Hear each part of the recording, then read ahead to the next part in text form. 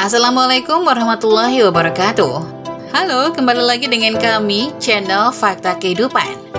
Kami mengucapkan salam hormat dan semoga sehat selalu untuk kalian semua dimanapun kalian berada. Fakta Kehidupan akan membawakan kisah yang tentu saja menarik untuk Anda simak.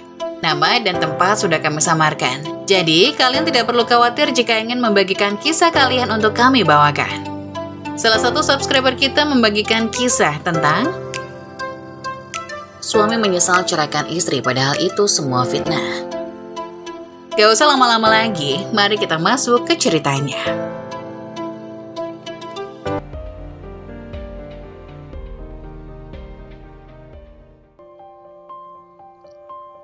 Suami menyesal ceraikan istri padahal itu semua fitnah. Baju siapa ini? Erwin menemukan sebuah baju kemeja hitam polos di bawah ranjang. Kemudian dia mengambil dan memperhatikannya, melebarkan mata mengenali pemiliknya. Tidak lain adalah milik Hendrik, adik laki-lakinya. Kenapa baju adikku ada di kamar istriku? Tanyanya heran dan curiga. Mir, panggil istrinya yang tidak ada, memanggil istrinya yang tidak ada. Kemudian terdengar suara air. Lelaki itu mendekat pada kamar mandi di sudut ruangan. Perempuan itu buru-buru menyelesaikan mandi saat terdengar ketukan keras pintu, mematikan shower dan memakai handuk baju. Mas Erwin, pintu dibuka. Haris membelalak menatap pemandangan rambut basahnya. Memangnya kenapa? Kamu tidak habis berhubungan denganku, Mira, kata Erwin. Mandi keramas tidak harus selalu sesudah hubungan suami istri, Mas. Kamu sudah berhubungan dengan laki-laki lain, itu kenapa dikeramas? Astagfirullah, tidak, Mas. Ini buktinya. Erwin menunjukkan baju itu. Baju siapa itu, Mas? Mira tak mengenali dan balik bertanya. Baju milik Hendrik ada di bawah keranjang. Mira terkejut mendengarnya. Aku tidak tahu, Mas. Mana mungkin? Benar, Mas. Bangun tidur langsung ke kamar mandi. Dirinya tidak melihat ke sekitar, apalagi melihat kolong ranjang. Mengapa bisa baju adik iparnya ada di sana? Jangan bohong kamu, Mir. Tidak, Mas. Jujur saja, kenapa baju Hendrik ada di kamarmu, hah? Aku tidak tahu, Mas. Erwin menyentak tubuhnya keluar kamar. Mas, jangan, Mas. Aku belum pakai baju. Erwin tidak mendengarkan. Ingin dia mengaku. Kalau begitu mengaku, Mira. Tidak. Erwin melepasnya kesal. Perempuan itu menunduk, sekali melihat padanya dengan pandangan tidak terima. Mengaku, Mira. Setidaknya jelaskan padaku, kenapa baju ini ada di kamarmu. Sudah aku bilang, aku tidak tahu, Mas. Mustahil. Ada apa subuh-subuh ribut? Bu Nirma datang dari arah dapur, menghampiri keduanya yang bersetegang di depan pintu kamar. Aku menemukan baju Hendrik di bawah ranjang, Mira. Erwin kembali menunjukkan baju kemeja hitam itu ke hadapan ibunya. Bu Nirma lantas tertuju pada menantu. Mira menggeleng. Lihat, rambutnya basah. Aku tidak sudi kamu berzina dengan laki-laki lain, Mira. Tidak, Mas. Mengaku saja. Aku tidak melakukannya. Sudah cukup. Erwin, kamu tidak boleh sembarangan menuduh istrimu, kata ibu mertua Mira. Bagaimana aku tidak curiga, Bu? Baju adikku ada di kamar istriku dan dia mandi keramas. Menunjuk Mira yang sudah berkaca-kaca menahan tangis. Bagaimana bisa baju ini ada di bawah ranjang kalau bukan karena terjadi sesuatu? Bu Nirma pun terdiam bingung. Dia tidak mau sembarangan menuduh jika tanpa saksi. Apalagi masih dengan anaknya sendiri. Tapi baju dan rambut basah Mira. Berisik pagi-pagi. Pintu kamar lain terbuka menampilkan sosok Hendrik. Bertelanjang dada hanya memakai celana pendek. Menguap penutup mulut seraya bersandar pada pintu. Mira berpaling malu melihat penampilannya. Juga tidak ingin rambut basahnya dilihat karena aurat bagi ipar. Maka dari itu dia sembunyi di belakang Erwin. Tidak dengan Erwin, penampilannya justru membuat kuat curiga. Lelaki itu maju, Mira berbalik hendak masuk ke kamar, tapi Erwin mencegahnya. Diam kamu. Membawa maju beberapa langkah pada Hendrik. Kemari kamu. Dia juga menyuruh Hendrik untuk mendekat. Apaan sih? Jawab lelaki itu cuek dan enggan. Kenapa baju kamu ada di kamar istriku? Hendrik berdiri tegap, melihat baju itu di tangannya. Baju gue? Dia cepat mengambil dan memakainya asal. Erwin geram semakin tidak tahan ingin mendengar jawaban. Jawab, Hendrik, kenapa bajumu ada di kamar istriku? Sejenak Hendrik terdiam heran. Semalam dia memang membuka baju saat hendak tidur karena gerah, dan tiba-tiba baju tersebut sudah ada di tangan Erwin. Ada di kamar istrinya. Lelaki itu lalu tertuju pada Mira yang langsung melengoskan pandangan serta merasa risih karena penampilan terbuka. Dia hendak pergi lagi, tapi Erwin menahan pergelangan tangannya kuat. Diam, semua ini belum selesai. Tekannya sambil menatap tajam. Biarkan aku pakai baju dulu, Mas. Mau pakai kerudung. Buat apa penampilan tertutupmu kalau kamu berbuat menjijikan? Erwin tertuju pada Hendrik lagi, sama menatap tajam seperti pada Mira. Katakan, kenapa bajumu ada di kamar istriku? Jawab. Hendrik tidak langsung menjawab. Sudut matanya mengedar ke sekitar. melihat wanita muda di bawah anak tangga sedang memperhatikan dengan wajah puas sembari memegang perut buncitnya. Dia merubah ekspresi wajah itu saat ditatapnya menjadi biasa, kemudian berjalan pelan. "Ada apa, Mas?" "Rindi." Erwin segera menyambutnya, membantu memapa hati-hati.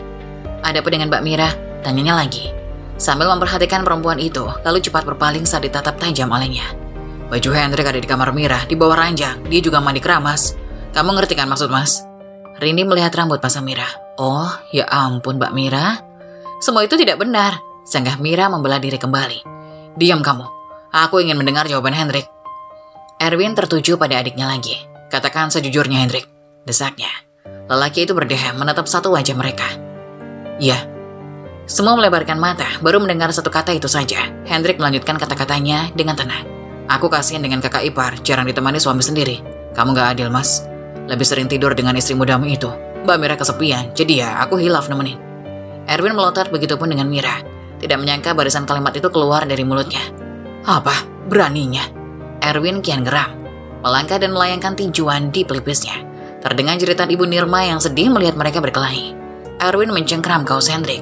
Dua wajah tampan itu berhadapan dekat saling menyoroti tajam. "Kamu kelewatan, Hendrik."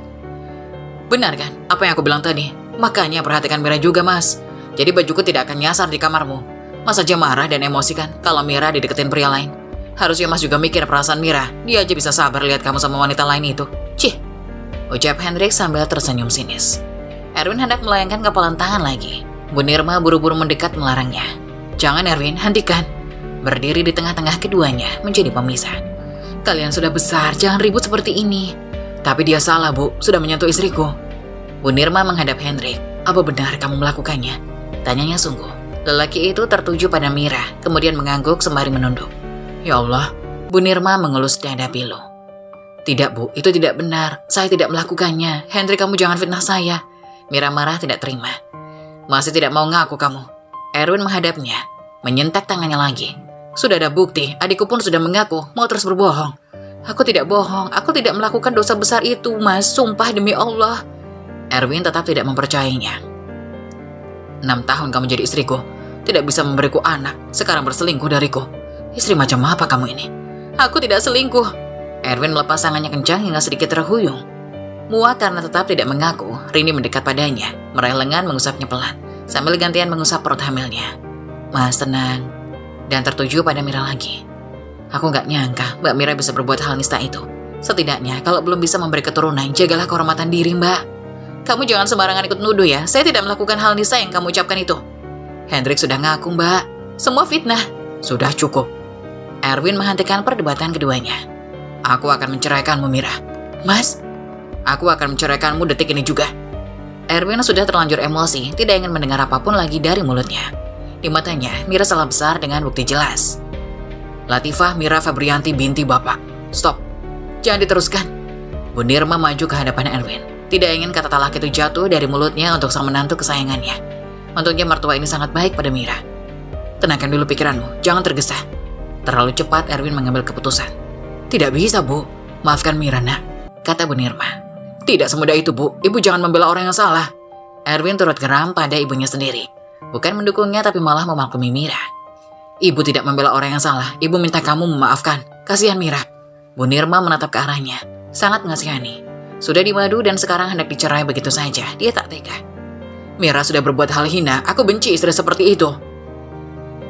Tidak bisa ditawar-tawar lagi. Ini semua sudah keterlaluan bagi Erwin. Dia berniat melihat keadaannya setelah bermalam dengan Rindi di lantai atas. Namun setelah memasuki kamar, mendapati baju Hendrik ditambah istrinya mandi keramas, meyakini bahwa mereka melakukan hubungan haram. Hendrik sendiri mengaku, sudah jelas, Mira terbukti berselingkuh. "Aku akan tetap menceraikannya sekarang." "Erwin!" teriak Bu Nirma geram dengan anaknya yang gegabah. "Ibu diam, jangan ikut campur apa yang menjadi keputusanku." "Ya Allah, nak, astagfirullahalazim," ucap Ibu Nirma sambil mengelus dada. "Latifah Mira Febrianti binti Bapak Mulyadi, aku jatuhkan talak padamu. Mulai hari ini kamu bukan istriku lagi." Seketika kalimat istighfar terucap dari bibir Mira sambil mencengkram erat dada. Merasa hatinya bagaikan disayat menggunakan melati tajam.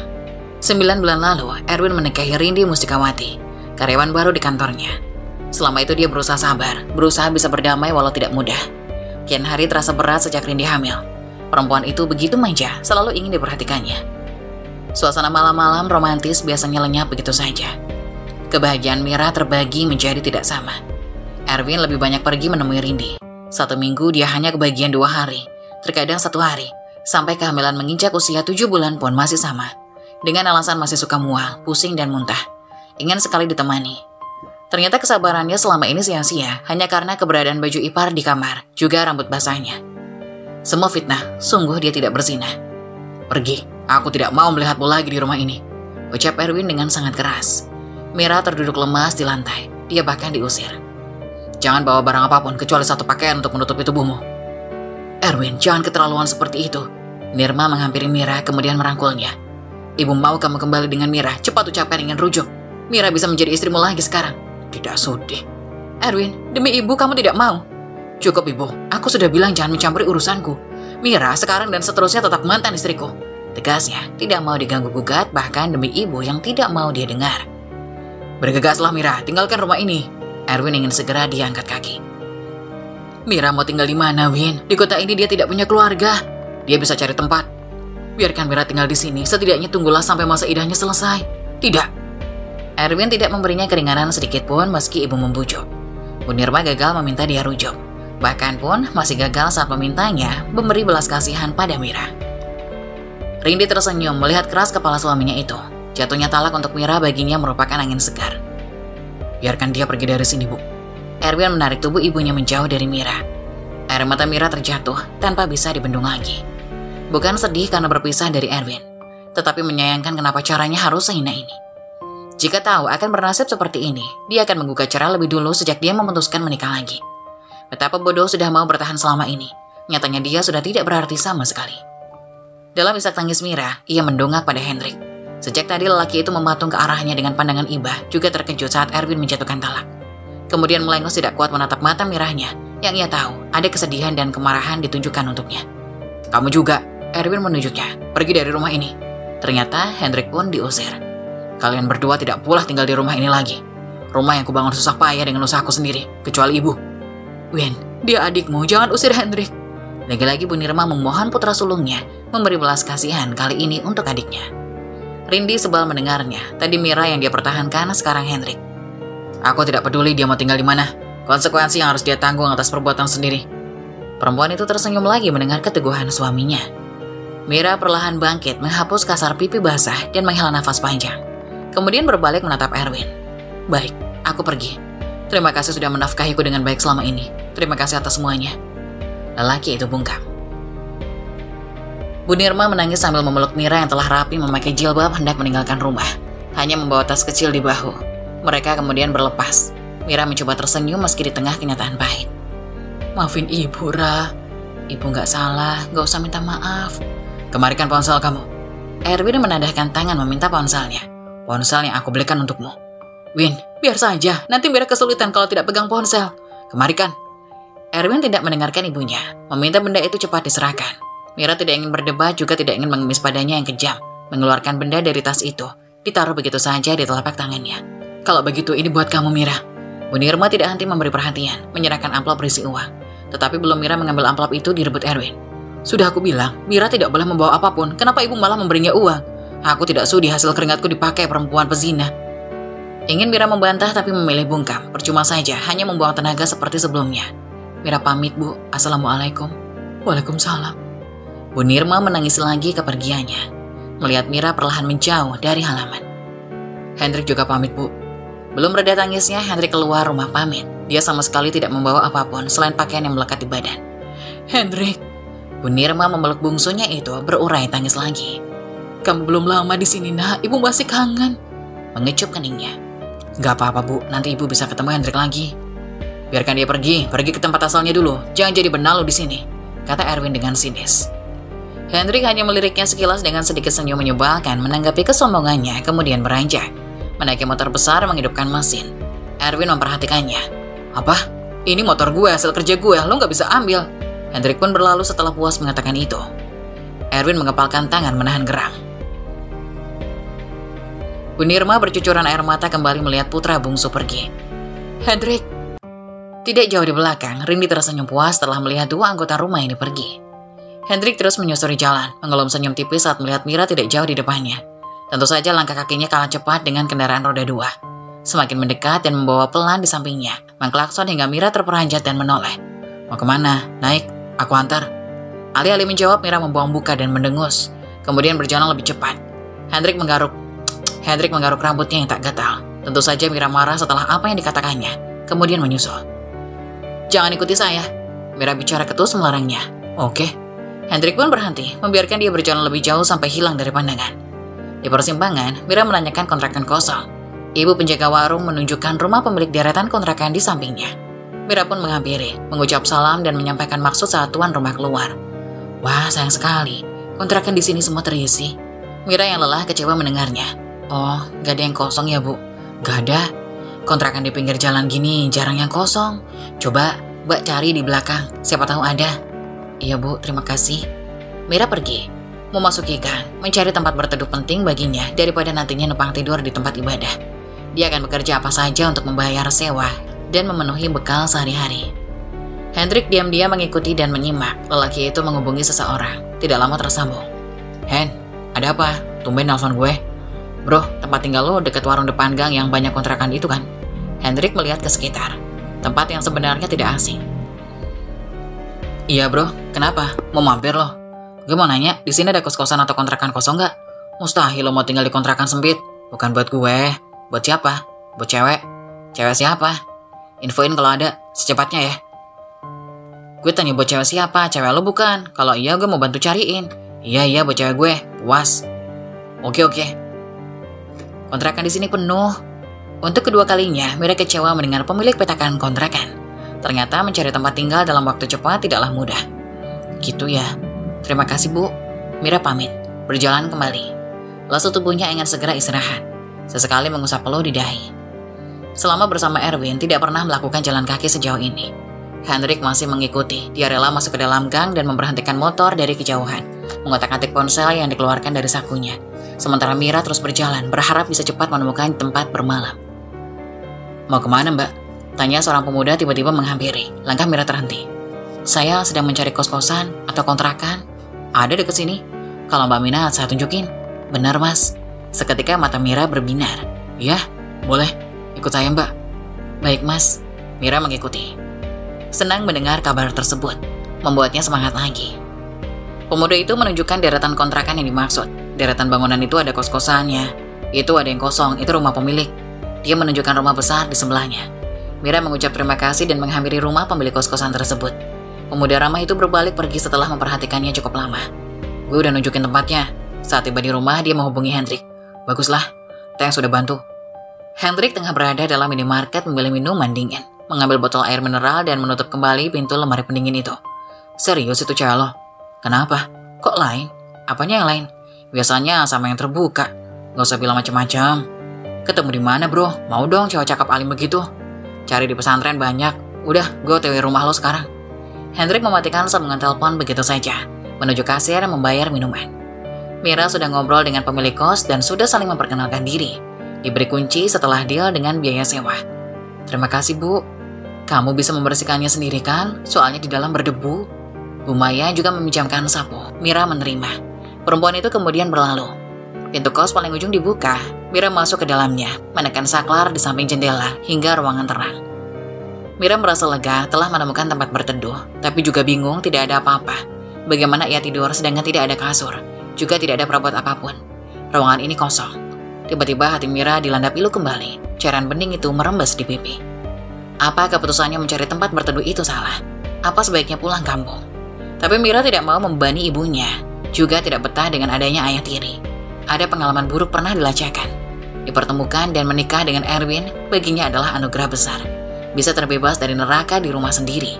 Tetapi itu dulu, sekarang ia telah kehilangan pangeran itu, telah berpaling pada putri lain. Mira memutuskan membersihkan ruangan, mengalihkan rasa sesak di hatinya. Semua sudah terjadi, tiada guna mengeluh apalagi meratap terus-menerus. Dia harus kuat, harus bisa menghadapi semua. Mira terus menguat-nguatkan hatinya sambil terus membersihkan tempat tidurnya. Selesai membersihkan kamarnya, Mira mengembalikan sapu tersebut ke rumah Bu Maya.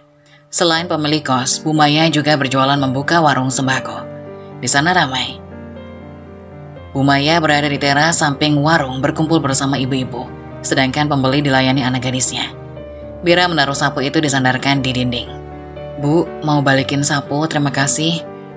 Mau kemana? Sini dulu atuh. Bu Maya memanggilnya. Mira mendekat, sungkan karena masih orang baru. Saya jualan baju, ada daster, atasan, rok, celana, sampai dalaman pun ada. Mau beli nggak? Mira baru tahu dia jualan pakaian juga. Bisa cash, bisa kredit, pilih-pilih aja dulu, siapa tahu ada yang cocok. Mira pun ikut melihat-lihat seperti ibu-ibu lain. Mereka penasaran dan bertanya karena baru melihatnya. Namanya Mira, penghuni baru di kos saya. Bu Maya menjelaskan. Sendirian apa sama pasangan, Mbak? Kerja apa masih kuliah? Kerja di mana? Asalnya dari mana? Mereka saling melontarkan tanya. Saya nggak kos sendiri, saya nggak punya pasangan. Oh, berarti belum nikah ya? Sudah, tapi sudah pisah. Cerai. Mira mengangguk seraya tersenyum pahit. Janda dong. Udah ya, Bu Ibu, nggak usah kepo. Jadi ngambil dasarnya nggak nih? Bu Maya menginterupsi obrolan, menjajakan lagi dagangan. Mereka pun melihat-lihat lagi. Mira, kamu juga pilih mau yang mana? Perhatian Mira teralih lagi pada baju. Jujur, dia sangat membutuhkan karena tidak membawa satu style pun pakaian ganti. Ada gamis-gamis yang membuat Mira tertarik, tapi ketika ditanyakan harganya mahal, baik kontan apalagi kredit, menjadi hampir 2 kali lipat. Akhirnya dia memilih daster lengan panjang, mengambil 2. Dia juga mengambil bra dan dalaman. Mau nyicil apa enggak nih? Kalau bayar lunas berapa, Bu? Tanya Mira yang kemudian Ibu Maya menghitung total harga barang. 150 deh, biarin. Mira membuka tas kecil yang sejak tadi belum lepas dari tubuhnya. Ada 5 lembar uang merah. Erwin tidak tahu dia bawa uang. Untunglah lelaki itu tidak menggeledah isi tasnya saat pergi, hanya meminta ponsel saja. Terpaksa Mira mengambil di lemari kamarnya. Mira tidak mau mempunyai cicilan, cukup sewa tempat tinggal saja yang ia pikirkan tidak mau banyak beban.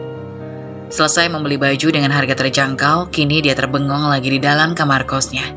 Melihat ruangan yang kosong melompong, perutnya juga lapar dan haus. Tentu harus beli. Mira dilanda pusing memikirkan hari-hari ke depan. Tanpa Erwin ternyata sulit. Tidak, dia tidak boleh mengharapkan laki-laki itu lagi, yang sudah tidak percaya padanya, bahkan mengusir. Dirinya tidak boleh lemah. Aku pasti bisa melalui semua ini. Mira menguatkan hatinya kembali. Aku akan membeli makanan dan secepatnya cari pekerjaan. Apa saja, yang penting halal.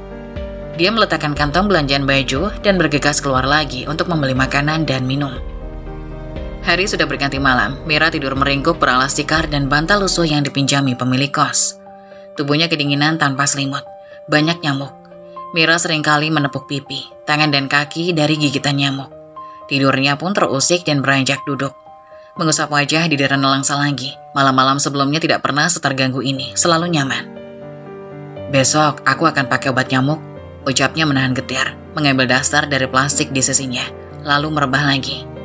Menyelimutkan daster itu ke tubuhnya untuk mengurangi dingin. Memejam mata, mencoba tidur lagi, mengabaikan bising suara nyamuk. Lama-lama bisa terlelap karena kantuk berat. Gigitan-gigitan nyamuk pun menjadi tidak terasa.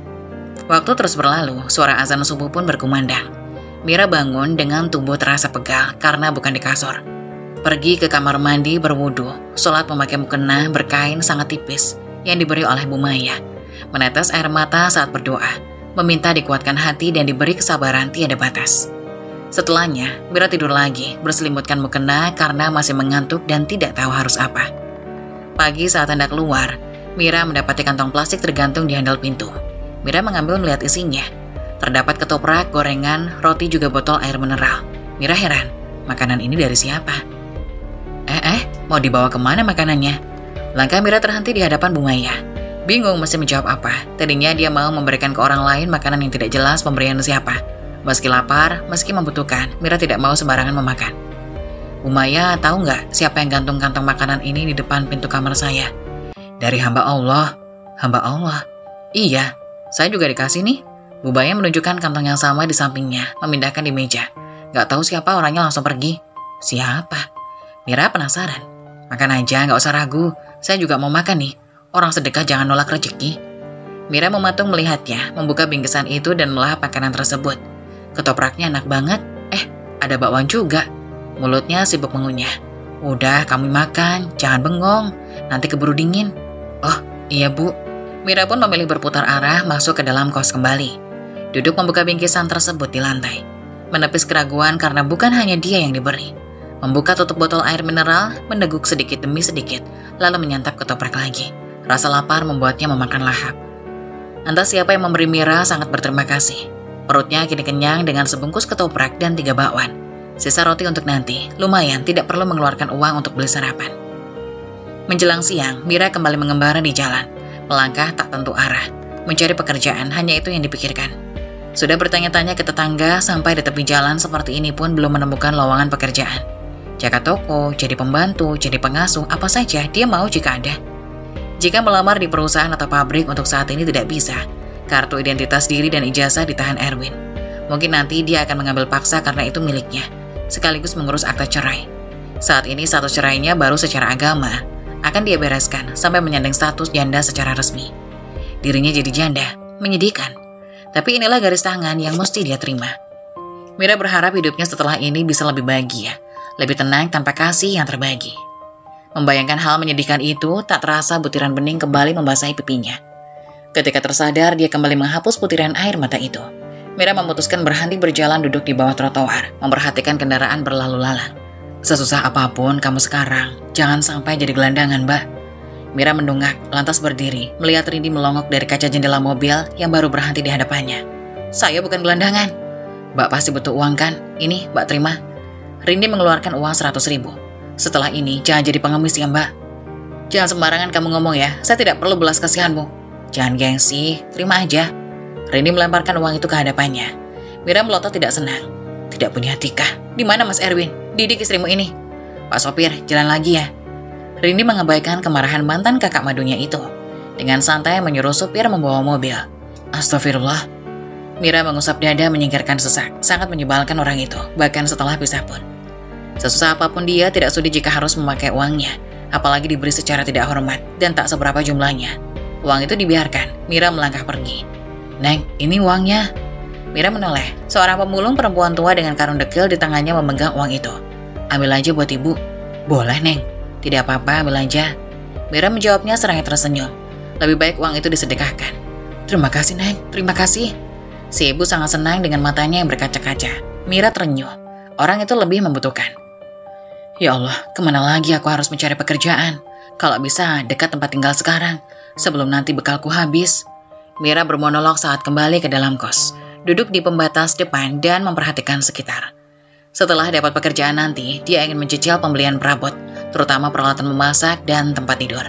Menyesal selama ini hanya berpangku tangan pada Erwin, terlena dengan pemberiannya, juga terlalu penurut. Erwin melarang bekerja selama menjadi istrinya. Namun seiring berjalannya waktu, semua berubah. Takdir membawa lelaki itu menjauh. Baru ia sadari betapa pentingnya perempuan mandiri. Andainya dia mempunyai penghasilan sendiri, pasti tidak akan sesulit ini. Mira menghela nafas panjang menyingkirkan sesak, benar-benar dia telat untuk melangkah. Hari tak terasa sudah makin malam. Saat lapar, terpaksa Mira membeli makanan lagi di warung, beserta dengan air minumnya, menikmati kesendirian dalam hening. Lalu tidur dengan tidak nyaman, bukan di tempat empuk seperti biasanya. Ditemani asap obat nyamuk bakar yang baunya membuat engap dada. Tetapi Mira mencoba menikmatinya demi mengusir serangga penghisap darah itu. Tidur pun bisa nyenyak walaupun dalam keadaan memprihatinkan. Dan ketika pagi tiba, kantong makanan itu ada lagi di pintu. Terheran Mira mengambilnya, melihat isi. Kali ini terdapat nasi uduk, gorengan, roti bakar, juga sebotol sedang air mineral. Mira melihat pada teras rumah Bu Maya, dia sedang menyantap makanan dengan wadah yang sama. Makan Mira, ujarnya. Mira yang ragu jadi tersenyum karena Bu Maya pun sama diberinya. Iya Bu, lalu masuk ke dalam kamar kosnya untuk menyantap sarapan yang diberikan hamba Allah itu. Selesai makan, selesai membersihkan kamar kosnya, dan juga selesai menjemur baju, Mira pergi lagi mencari pekerjaan. Pada siapapun dia bertanya, ingin mendapatkan pekerjaan secepatnya. Namun sampai sore nihil tidak hasil. Mira termenung terdiam lagi di kamar kosnya. Dia memikirkan bekal yang menipis karena terus dibelikan makanan. Besoknya masih seperti biasa, juga besoknya lagi. Mira belum menemukan pekerjaan. Perempuan itu dilanda pusing, uangnya semakin sedikit. Tapi setiap pagi selalu menjumpai makanan di depan pintu dengan menu berbeda-beda. Mira sangat bersyukur di tengah kesulitan ada orang baik mau berbagi. Sangat membantu meringankan biaya pengeluaran. Membeli makanan dibatasi hanya sekali saat sore atau malam hari. Itu pun hanya dengan lauk saja atau sayur saja supaya murah. Terkadang hanya dengan kuahnya saja. Sampai seminggu kemudian keadaannya masih seperti itu, belum mendapat pekerjaan dan semakin menghemat. Sehabis sholat subuh, Mira sengaja tidak tidur, ingin tahu siapa orang yang memberikan makanan. Ingin melihat dan mengucapkan terima kasih sudah bersedekah padanya. Mira penasaran karena ibu pemilik kos pun tidak tahu saat ditanya. Sengaja wirid berlama-lama, melafazkan kalamullah menghitung dengan jari tangan karena tidak ada tasbih. Juga selawat-selawat dia lantunkan. Ketika terdengar suara derap langkah kaki di luar, membuka pintu dan terkejut melihatnya. Kamu? Dia sama terkejutnya dipergokinya. Hai Mira. Hendrik, jadi kamu orangnya? Mira tidak menyangka yang setiap pagi memberikan makanan padanya ternyata mantan ipar. Iya, dari aku. Hendrik sudah tenang kembali mencoba tersenyum. Buat apa kamu lakuin itu? Pengen aja berbagi sama kamu. Gak usah, aku tidak butuh bantuan orang yang sudah fitnah aku. Bawa kembali makanan itu. Mira, maaf, karena itu aku merasa bersalah dan mau nebus kesalahan itu. Dengan memberi makanan, itu tidak bisa mengembalikan harga diriku. Mira hendak menutup pintu tapi ditahan. Pergi kamu, jangan kesini lagi. Mira, aku minta maaf, aku tahu kamu membutuhkan bantuan, ambil apa yang sudah aku bawa ini. Hendrik kembali menyodorkan kantong makanan itu. Bawa pulang aja, dan untuk semua makanan yang kamu beri dan sudah aku makan, aku akan menggantinya. Tidak usah diganti, Mira. Mira berusaha menutup pintu dan kali ini berhasil. Dia bersandar pada pintu tersebut. Mira, buka pintunya, Mir. Pergi atau aku akan teriak. Lelaki itu menunduk tidak memaksa lagi, menatap kantong makanan yang kali ini gagal diberikan. Mira masih marah terhadapnya, menolak meski membutuhkan. Mira kesal terhadapnya, sudah mengaku palsu, membuat fitnah, membuat dirinya hina di mata Erwin. Sekarang dia berani memanggil nama tanpa sebutan Mbak atau Kak lagi setelah bercerai. Mira tidak tahu tempat yang ditinggali sekarang pun atas bantuannya. Hendrik masih berdiri di luar menatap cat pintu yang pudar. Membayangkan hari-hari mantan kakak ipar tidak nyaman berada di tempat itu. Tidak mudah untuknya yang terbiasa hidup enak dengan kakak laki-lakinya, sekarang hidup serba kekurangan. Kemudian berbalik pergi melangkahkan kaki dengan berat hati. Mira bernafas lega melihatnya menjauh dari kaca jendela. Kemudian bergegas ke kamar mandi, membeli sarapan dan mencoba mencari lowongan pekerjaan lagi setelahnya. Seperti biasa, masih belum ada. Dia juga mencoba menanyakan kepada Bu Maya, menawarkan jadi pembantu di rumahnya tapi sudah ada pekerja. Mira terdiam melihat pemulung anak kecil di jalan dan di tempat sampah dengan karung kecil di tangan. Memungut botol-botol minuman bekas juga kardus-kardus. Ya Allah, batin Mira berperang. Apa aku harus melakukan itu? Sementara menunggu dapat pekerjaan daripada dia mengumpulkan barang bekas kemudian dijual. Bismillah, aku harus mau melakukan apapun. Terpenting halal dan bukan mencuri. Mira melangkah di antara gejolak hati. Mendekat pada anak kecil itu di dekat tumpukan sampah tapi jalan. Menitik air matanya tapi juga tersenyum. Meyakinkan diri penderitaannya belum seberapa dibanding anak itu. Masih kecil sudah berkutat dengan pekerjaan mulung. Pasti lebih pedih hidupnya dan Mira harus bersyukur. Dek, boleh kakak mulung di sini? Anak laki-laki berusia 8 tahun itu menoleh. Mulung barang bekas? Tanyanya polos tapi juga heran. Iya, boleh, tapi buat apa kak? Buat dijual, sama kayak adik. Kakak mau jadi pemulung? Mira mengangguk kaku. Anak itu memperhatikan semakin heran. Kakak cantik, sayang jadi pemulung. Memang kakak gak malu? Tidak apa-apa kok. Mira terus berusaha meyakinkan dalam pedih. Dijual per kilo kan dek? Iya. Tempat jualnya di mana? Di sini. Ada, nanti bisa aku tunjukin kak. Terima kasih ya. Sekarang kakak kumpulin barangnya dulu. Sama-sama kak. Mereka berdua sama-sama mencari barang bekas. Mira menemukan karung kecil di tempat sampah tersebut. Menjadi wadah. Memasukkan botol minuman yang ditemukan ke dalamnya. Mira tersenyum pahit ke arah anak itu yang tenang dan terbiasa. Dia kemudian pergi. Mau kemana dek? Cari di tempat lain kak. Tapi di sini masih ada. Buat kakak aja. Mira merasa terharu. Anak itu memilih mencari di tempat lain, membiarkannya memungut barang bekas di sini. Mulia sekali. Mira pun meneruskan memungut barang-barang bekas yang ada. Setelah dirasa tidak ada, dia juga pindah, menyusuri jalanan. Merasa risih saat pengendara yang lewat memperhatikannya. Mira terus menunduk saja, jujur malu tapi harus mau. Sungkan saat melewati warung dan beberapa pemuda tengah nongkrong di sana. Terdiam ingin mengambil beberapa botol kemasan bekas minum, tapi ragu. Dia lalu memberanikan diri mengambil cepat memasukkannya dalam karung. Ini benar pemulung. Baru kali ini gue nemu pemulung secantik ini. Salah satu dari 3 orang itu bicara. Gue gak salah lihat kan? Mereka terus memperhatikannya terheran-heran. Gila, baru kali ini gue ngelihat pemulung sebening dan semulus ini. Yang lain ikut bicara. Daripada mulung mending kerja sama abang aja. Kerja nemenin di kasur enak. Timpal teman satunya lagi sembari tersenyum menggoda. Juga diiringi kekehan kecil. Mira pun risih mendengarnya, tidak nyaman. Neng, dia cepat pergi saat dipanggil. Takut dikejar orang itu, takut diganggu. Berjalan lagi sambil meraba dada yang berdegup, tidak mau menjumpai laki-laki genit seperti itu lagi. Tetapi melihat karung, barangnya baru dapat sedikit. Dia harus mencari lagi, menyingkirkan rasa takut juga rasa malunya. Mira mengambil barang bekas di tong sampah yang baru dijumpai, mencoba abai dengan tatapan orang sekitar, lebih sering menundukkan pandangan. Hen. Hendrik yang tengah menunduk memainkan ponsel merasa terganggu, temannya mengguncang bahunya. Jangan ganggu gue, fokus aja nyetir. Lihat itu, bukannya itu cewek lo. Hardian menghadapkan wajahnya untuk melihat Mira, seketika Hendrik melebarkan mata melihatnya. Beneran cewek lo itu, yang tempo hari gue kasih tahu alamat kos-kosan itu? Hendrik memperhatikannya, memungut botol bekas dan memasukkan dalam karung. Dia mulung, Hen. Masa cewek secakap itu mulung sih? Itu gak bener kan? Sayang banget. Berhenti. Hardian pun mengikuti instruksinya memberhentikan mobil. Lo tunggu di sini. Oke. Hendrik membuka pintu dan turun, cepat menghampiri Mira. Berhenti tidak jauh di depannya, memperhatikan lagi dia dengan setelan dasar murah dan hijab instan, ditambah berkegiatan mulung barang bekas. Hendrik terenyuh, tidak tega. Ingin menyangkal tapi itu benar Mira, bukan orang lain. Dia tak habis pikir. Entah bagaimana jika Erwin melihatnya, apa akan iba seperti dirinya atau puas melihat mantan istrinya menderita. Mira, panggilnya. Kemudian Mira mendongak, membelalak matanya. Kamu gak boleh seperti ini, kata Hendrik sambil menahan tangan Mira yang hendak mengambil botol bekas minum. Lepasin. Mira tidak suka tindakannya. Berhenti, jangan lakuin kayak gini. Hendrik merebut karung yang dipegangnya, memasukkannya ke dalam tong sampah. Hendrik, kamu apa-apaan? Mira melawan. Jangan jadi pemulung. Kenapa? Ini halal daripada nyuri. Kamu tidak pantas, Mira. Kalau kamu butuh uang, aku bisa kasih, jangan mulung. Hendrik memberikan lembaran uang merah, diambil dari dompetnya. Aku nggak butuh uangmu. Mira menepis. Terima, Mira. Kamu tidak usah takut, ini uang halal, aku ikhlas. Dia tidak mau melihatnya memungut barang bekas lagi. Mira menggeleng dengan lelehan air mata. Sedih, marah, malu, lelah, campur aduk menjadi satu. Hendrik memaksa mengepalkan uang itu di telapak tangan dan menggenggam. Aku gak mau melihat kamu seperti ini, dan gak akan ngebiarin kamu seperti ini. Nih, minum. Hendrik memberi botol minuman teh dingin.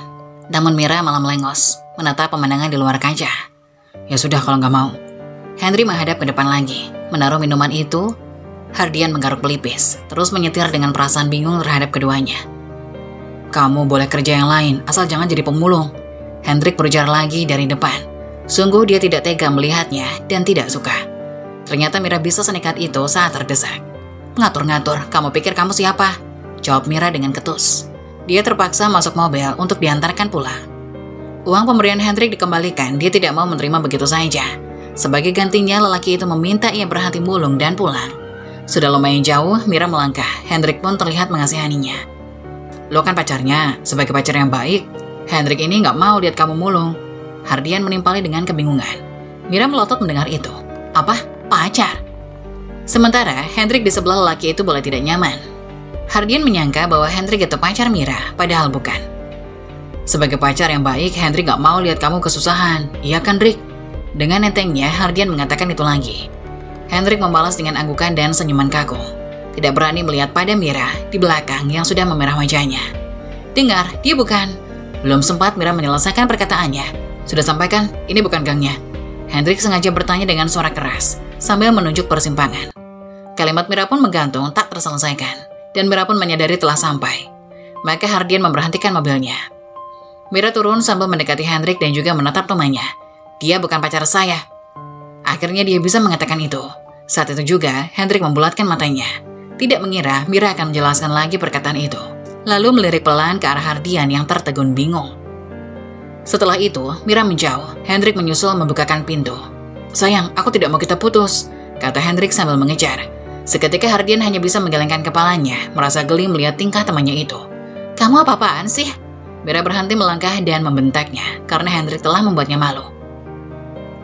Kamu jangan ngaku yang aneh-aneh ya.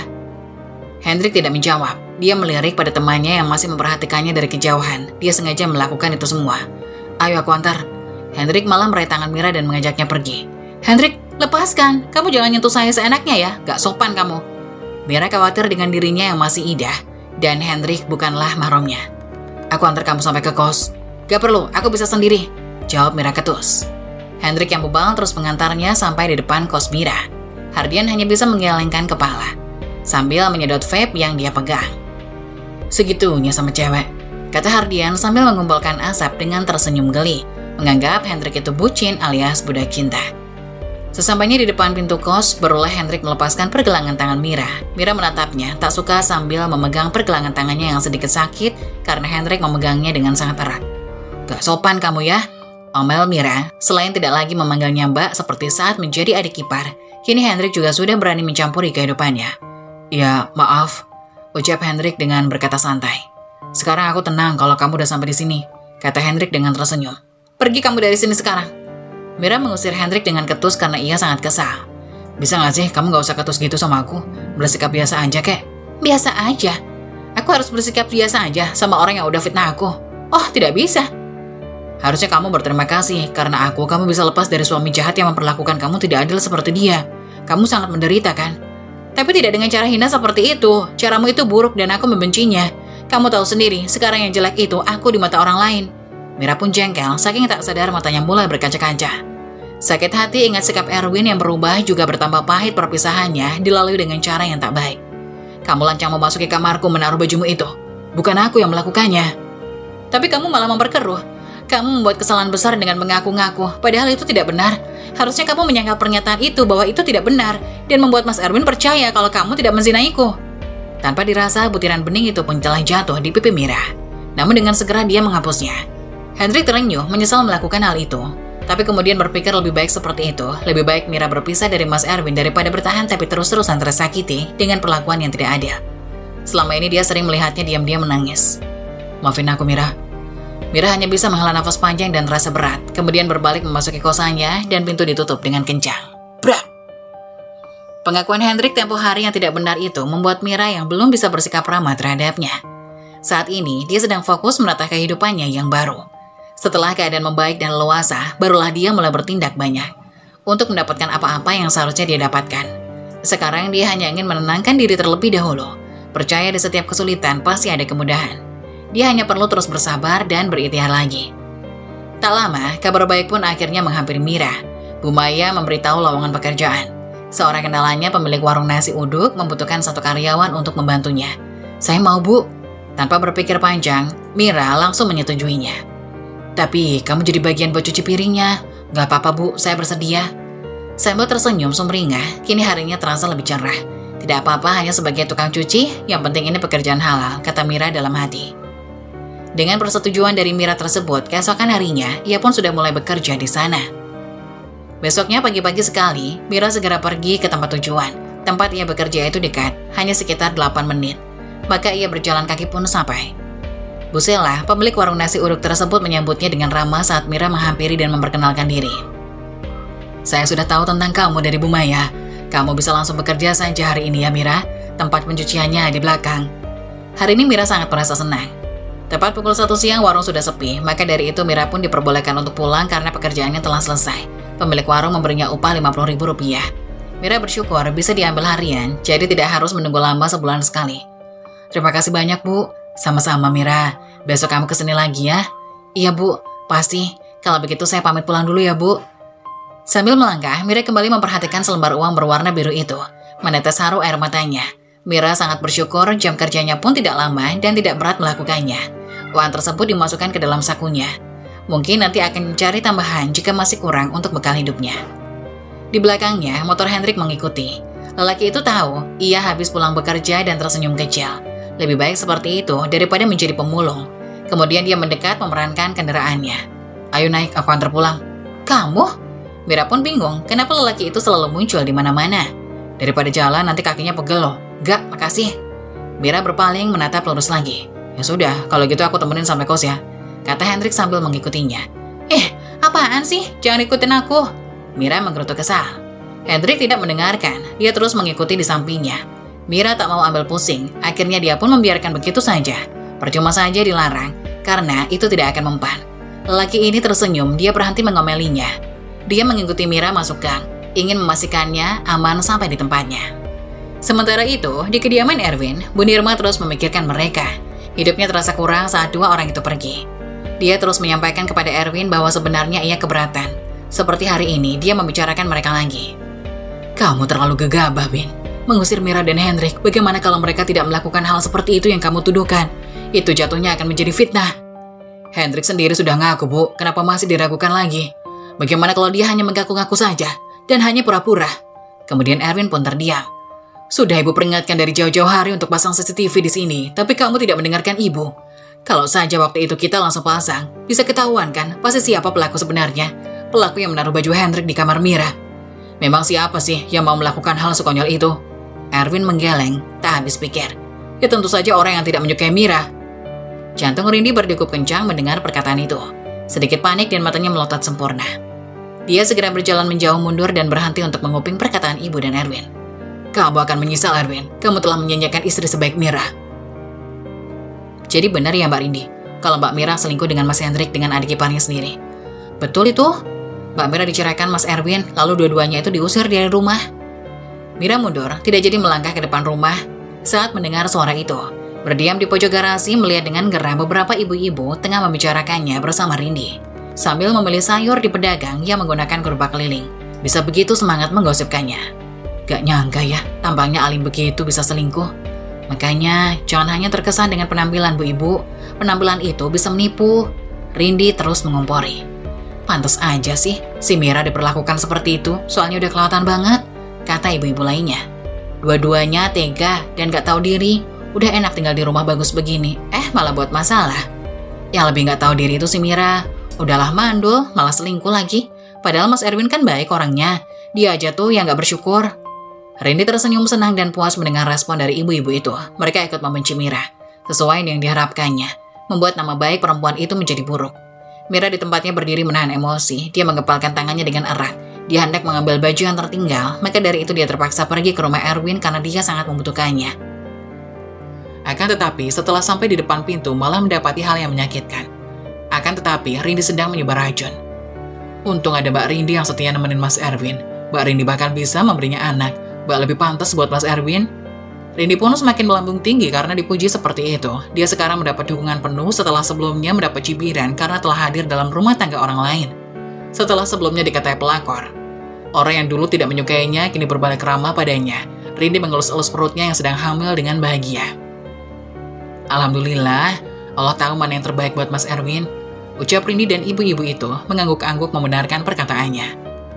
Mira tak tahan memilih pergi. Sakit sekali hatinya. Sampai tak terasa meneteskan air mata. Namun, dengan cepat ia mengelapnya. Akan dia buktikan kalau dirinya tidak bersalah dan membuktikan bahwa Rindy adalah perempuan berhati busuk. Mira yakin dialah orang yang menaruh baju Hendrik di kamarnya ketika dia sedang mandi. Sehingga pertengkaran itu pun terjadi sesuai yang diharapkannya. Rindy tersenyum puas melihat tubuh Mira menjauh. Dia tahu kedatangan perempuan itu dan sengaja membicarakannya untuk membuat mentalnya jatuh dan hancur. Mira memasuki kosan dengan sangat lesu. 2 bulan telah berlalu, dirinya butuh lebih banyak bekal, termasuk pakaian ganti. Selama ini hanya memakai daster saja, itu pun tidak banyak, dan juga butuh lebih banyak perabotan. Dia baru saja membeli piring, gelas, mangkuk, sendok, panci, wajan, handuk, bantal, selimut, dan lain-lain dari hasil bekerja sebagai tukang cuci. Adapun Magicom berukuran 1 liter dan kompor 1 tungku masih mencicil. Mira mematung menatap barang itu di dapur, lalu kembali ke ruangan depan. Duduk bersandar pada dinding. Tiba-tiba pintu diketuk. Mira terkejut dan lekas berdiri. Mira? Panggil suara itu dari luar. Sebentar. Kemudian pintu itu dibuka. Ternyata yang datang itu Bu Maya. Ada perlu apa ya, Bu? Tanya Mira penasaran. Perasaannya tak karuan setelah melihat raut wajah Bu Maya yang tidak ramah. Tidak seperti biasanya.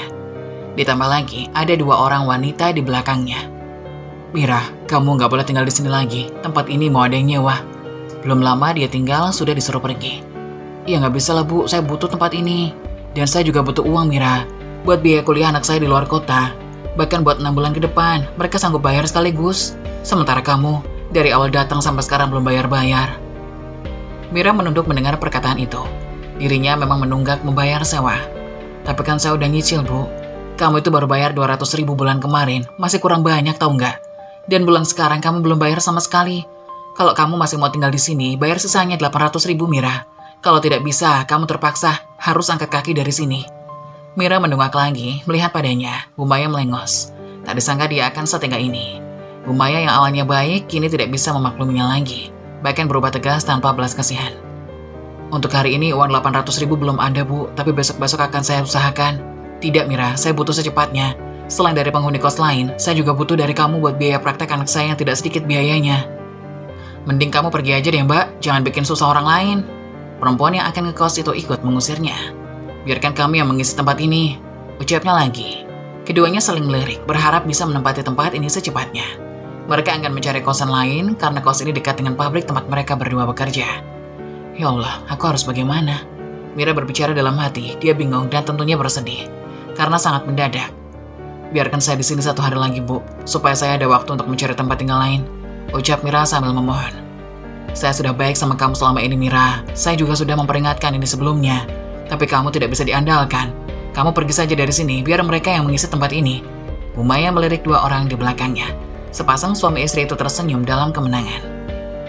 Tanpa peduli, raut wajah Mira sedang sedih. Bu Maya menyuruhnya mengawasi barang-barangnya saat ini juga.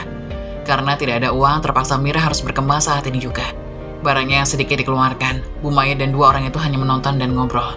Mira ke dalam lagi, mengambil tas berisi baju. Sudut matanya berair, kemudian dengan cepat ia menghapusnya. Semakin merana sejak perpisahannya dengan Erwin, tapi ini tidak akan menyesali itu. Ia yakin bahwa dirinya kuat dan bisa menghadapi semuanya. Hatinya sudah tenang, tidak dibayangi rindih. Bisa lepas dari cemburu, tidak sakit hati lagi melihat perempuan itu dekat dengan Erwin. Akan tetapi saat ini, dia hanya diuji perkara ekonomi. Menganggap hal ini bukanlah hal yang besar ketimbang harus berbagi hati. Dari kejauhan, Hendrik melihat barang menumpuk di depan kosan Mira. Lelaki itu mengerutkan keningnya bingung. Dia berpikir bahwa sepertinya Mira mau pindah. Dia bergegas turun dari motor menghampiri Bu Maya yang sedang sendirian di sana. Mira tidak terlihat dan juga 2 orang gadis tadi sudah pergi. Permisi, Bu. Bu Maya menoleh. Nak Hendrik, ada apa? Ini kenapa barang-barangnya Mira ada di luar ya, Bu? Tanya Hendrik pada Bu Maya. Dia mau pindah dari sini. Pindah? Hendrik pun bertanya-tanya karena tak percaya. Iya, soalnya ada orang yang mau ngisi kamar ini. Sedangkan Mira selama tinggal di sini belum bayar, ucap Bu Maya. Jadi ibu ngusir Mira hanya karena dia telat bayar sewa? Tanya Hendrik tak suka mendengarnya. Tega sekali ibu ini, ucap dia dalam hati. Saya terpaksa melakukan ini karena saya juga butuh uang buat keperluan mendesak. Bu Maya mengaku dengan perasaan tak enak. Kemudian Hendrik mendekat, memberi tatapan tajam kepada Bu Maya. Jangan biarkan Mira pergi dari sini, saya yang akan membayar sewanya bahkan setahun sekaligus. Apa? Seketika Bu Maya tergagap. Bu Maya yang langsung syok mendengar perkataan dari pria itu. Jelas Hendrik tidak mau apabila mantan kakak iparnya terlantar tanpa tempat bernaung. Hendrik, apa yang kamu lakukan? Aku tak mau menerima pertolonganmu, kata Mira. Padahal sesungguhnya, Mira bingung apabila dia tidak menerima pertolongan dari mantan adik iparnya itu. Ia tidak tahu harus kemana lagi. Mira, tolong. Kamu jangan menolak bantuanku ini. Kamu tidak ada pilihan. Apakah kamu mau tidur di jalan? Jawab Hendrik. Kalau begitu boleh saja, Mira masih bisa tinggal di kos-kosan saya, tapi saya mau uang sewanya dibayar cash, karena saya sekarang lagi butuh uang. Bagaimana? Kamu siap? Tanya Bu Maya kepada Henry. Baik, sekarang juga saya akan bayar uang sewa itu, tapi saya mau ibu berjanji, jangan usir Mira sebelum waktu sewanya habis. Akhirnya Bu Maya dan Hendrik pun saling sepakat. Selama 1 tahun ini Mira tinggal di kos-kosan Ibu Maya. Hendrik, aku turuti maumu ini, tapi aku minta setelah nanti, aku nanti punya uang, kamu jangan menolak balas budiku nanti, kata Mira. Ya, soal itu nanti sajalah. Sekarang yang penting kamu sudah punya tempat buat bernaung, jawab Hendrik singkat. Setelah kejadian itu, Mira pun berpikir, mengapa Hendrik begitu perhatian dan peduli kepada nasibnya. Apa mungkin dulu alasan si Hendrik melakukan kebohongan terhadap kakaknya atau mantan suami dari Mira itu memiliki niat lain? Iya, memang si Hendrik menginginkan kehancuran si Mira dengan kebohongan itu. Kenapa pula sekarang ia membantunya dengan susah payah? Hal ini perlu diperjelas lagi kepada si Hendrik, agar Mira tidak memikirkan hal-hal yang tidak-tidak yang belum jelas pastinya. Beberapa hari kemudian, Mira pun segera menghubungi Hendrik. Ia meminta bertemu dengan alasan ada sesuatu yang ingin ia tanyakan. Segera, permintaan Mira itu pun diterima oleh Hendrik. Ia tidak keberatan jika memang Mira ingin bertemu dengannya. Mereka pun bertemu di sebuah taman dekat kota. Mira duduk sambil menunggu kedatangan Hendrik. Tak lama, Hendrik pun muncul. Mereka pun saling sapa di sana. Ada perlu apa, Mira? Tiba-tiba sekali kamu memintaku untuk bertemu denganmu di sini. Ada beberapa pertanyaan yang mengganggu pikiranku. Aku ingin kamu jujur kepadaku. Sebenarnya apa alasan yang pasti? Kenapa kamu dulu bohong kepada Mas Erwin perihal baju itu? Tanya Mira kepada Hendrik. Bukannya sebelumnya aku pernah jelaskan kepadamu? Harusnya kamu berterima kasih denganku. Aku belum paham dengan maksudmu itu. Aku kira kamu berniat untuk menghancurkan keluarga aku bersama Mas Erwin. Dengan berbohong, kita telah berselingkuh di kamar itu. Aku pun kira kamu sama jahatnya dengan istri kedua mantan suamiku itu. Makanya dengan cara kamu menfitnah aku, Mas Erwin bisa sepenuhnya dikuasai oleh Rindi. Aku tidak sejahat itu. Aku melakukan semua ini karena aku merasa iba padamu. Kamu adalah istri pertama dari Mas Erwin. Harusnya kamu mendapatkan lebih dari apa yang kamu dapatkan dulu. Tapi Mas Erwin tidak bisa berlaku adil terhadap kalian. Dia selalu saja bersama dengan istri keduanya, dan perlahan melupakanmu sebagai istri pertama. Bahkan Mas Erwin pun selalu mendengarkan apa perkataan dari istri keduanya itu saat dia mencoba untuk menjelek-jelekanmu di hadapan suaminya sendiri. Jelas aku tidak bisa tinggal diam melihat ketidakadilan itu tepat berada di depan mataku. Jika boleh jujur, bukan akulah yang menaruh bajuku di sana, sehingga Mas Erwin mengira kita berselingkuh. Lalu, siapa yang menaruh bajumu di sana? Kenapa bisa ada baju di bawah ranjang tidur Mas Erwin? Tanya Mira kepada Henry. Awalnya aku tidak tahu kenapa bisa bajuku ada di sana, hingga suatu saat, karena rasa penasaranku, aku memutar CCTV yang berada di dalam kamar. Aku sengaja memasang CCTV itu untuk jaga-jaga apabila ada sesuatu hal yang janggal di dalam kamarku.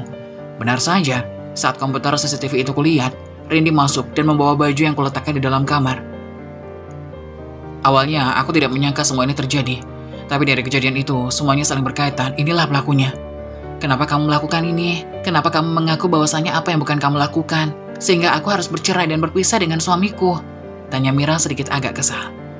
Terus apa yang kamu harapkan dari hubungan pernikahanmu itu? Erwin jelas-jelas tidak memilihmu dibanding Rindy. Apa kamu tidak lelah mengalah demi kebahagiaan orang lain? Kamu sudah rela dimadu dengan wanita lain oleh suamimu sendiri, dan kamu masih mau bertahan dengan ketidakadilan di dalam keluargamu. Jangan bodoh, Mira. Aku telah menyelamatkanmu dari hubungan keluargamu itu yang tidak sehat. Kamu pantas mendapatkan kehidupan yang lebih layak dan cinta kasih yang utuh dari suamimu nanti. Bukan seperti Mas Erwin yang tidak bisa berlaku adil dengan istrinya. Mendengar ucapan dari Hendrik, Mira seperti ditampar. Semua perkataannya memang benar adanya. Selama ini ia terlalu mengalah dan selalu sabar dengan keadaan. Sehingga ia tidak bisa melihat ketidakadilan dari mantan suaminya itu. Ini saatnya Mira untuk bangkit dan mungkin dengan jalan yang Hendrik berikan bisa menjadi awal yang baik untuk Mira ke depannya. Memulai hidup dari nol dan menyusunnya lagi dari awal. Aku tahu semua ini tidak bisa kamu terima begitu saja, Mira. Tapi berikan aku kesempatan untuk membantumu. Aku yang memaksamu untuk berada di posisi ini tanpa sepertujuanmu. Jadi biarkan aku memberikan yang terbaik untuk kamu memulai hidup yang baru. Aku ingin memberikanmu penawaran, sebuah pekerjaan yang lebih layak. Aku sudah berkomunikasi dengan salah satu temanku. Ia memiliki perusahaan di bidang produk kecantikan. Kamu bisa bekerja di sana, di bidang pemasaran, dengan gaji yang bisa mencukupi segala kebutuhanmu. Bukannya kamu sedang dalam proses perceraian untuk di persidangan. Dan itu membutuhkan banyak biaya loh. Aku tahu, pasti kamu tidak mau menerima uang secara cuma-cuma dariku.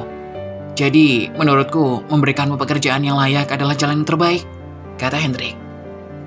Mira pun jadi bimbang, kenyataannya memang begitu. Ia sedang membutuhkan banyak biaya. Ia ingin cepat-cepat bercerai dari suaminya secara sah di mata hukum. Namun, uang dari mana? Jika ia hanya mengandalkan gaji dari warung nasi uduk, yang hasilnya tidak seberapa itu. Jangankan untuk biaya perceraian, untuk bayar kos-kosan dan makan sehari-hari itu pun tidak ada sisa.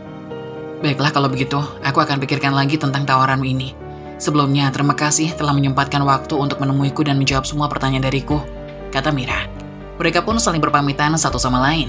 Setelah beberapa hari kemudian, Mira memikirkan matang-matang tentang apa yang ditawarkan oleh si Hendrik. Akhirnya, Mira pun setuju untuk menerima pekerjaan dari Hendrik itu. 3 bulan setelahnya, keuangan Mira pun berangsur-angsur membaik. Hasil kerjanya sebagai pemasaran produk kecantikan yang mendapatkan lumayan banyak uang untuk ia mulai menabung. Hasilnya akan ia gunakan untuk proses perceraian bersama Erwin. Tak lama, sidang perceraian pun dimulai, hingga akhirnya Myrna dan Erwin pun resmi bercerai. Sesaat sebelum sidang perceraian itu dimulai, Mira dan keluarga Erwin pun sempat melakukan mediasi di sebuah ruangan tertutup. Di sana ada ibu Erwin dan istrinya. Tak lupa, Hendrik pun ikut serta di dalamnya.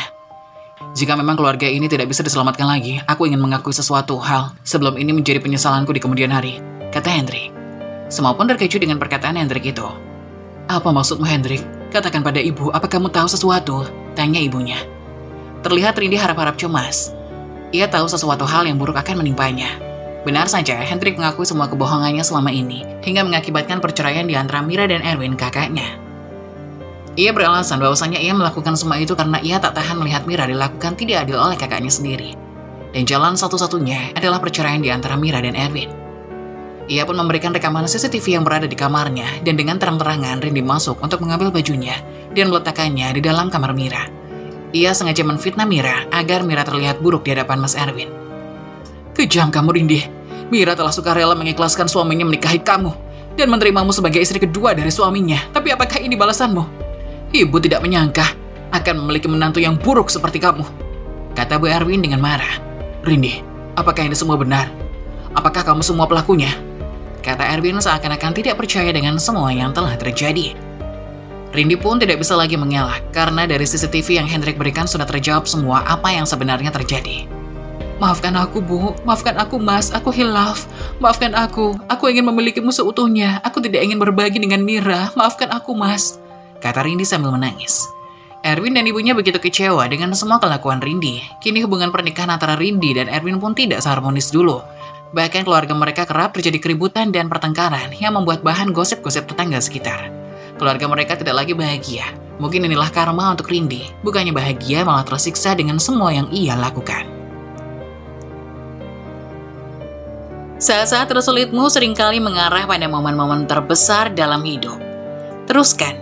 Situasi sulit pada akhirnya membangun orang yang kuat. Mengeluh tidak akan pernah bisa memperbaiki keadaan. Bersemangatlah dalam menjalani hidupmu dengan ikhlas dan kesabaran. Begitulah kisah dari salah satu subscriber kita.